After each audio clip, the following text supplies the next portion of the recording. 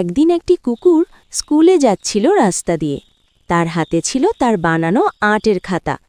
সে খুব খুশি ছিল, কারণ আজ স্কুলে আর্ট জমা দেওয়ার দিন ছিল। হঠাৎ করেই কোথা থেকে একটা গাড়ি দ্রুত গতিতে এসে পড়ে।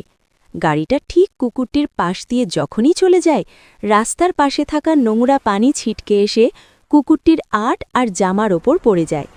এক মুহূর্তেই তার সুন্দর আর্টটা পুরো নষ্ট হয়ে যায়। কুকুরটি হতবাক হয়ে যায়, তার চোখে জল চলে আসে। কান্না করতে করতে সে সেই অবস্থায় স্কুলে পৌঁছে যায়। স্কুলে গিয়ে সে তার ম্যামকে সব বোঝানোর চেষ্টা করে, কিন্তু ম্যাম তার কথা না শুনে ভাবল সে মিথ্যে বলছে। ম্যাম তাকে খুব রাগ করে অনেক মারধর করে দেয়। মার খেয়ে কুকুরটি আরও ভেঙে পড়ে। সে কান্না করতে করতে বাড়ি ফিরে আসে। বাড়িতে এসে সে নিজের নোংরা জামাগুলো ধুয়ে পরিষ্কার করে। তারপর সে মনে মনে ভাবে, আমি হাল ছাড়ব না, আমি আবার নতুন করে আর্ট বানাবো। সে কাজের খোঁজে বেরিয়ে পড়ে। একটি দোকানে গিয়ে সে কাজ চায়। দোকানদার তার কষ্ট দেখে তাকে কাজ দেয়।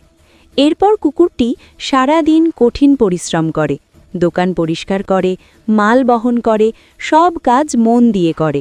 দিন শেষে দোকানদার তাকে কিছু টাকা দেয়। টাকা পেয়ে কুকুরটি একটুও দেরি না করে রং কিনতে চলে যায়। সে রং কিনে বাড়ি আসে এবং আবার নতুন করে একটা সুন্দর আর্ট বানায়।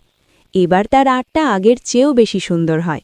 কিন্তু তবুও তোমরা এখনও লাইক আর সাবস্ক্রাইব করনি।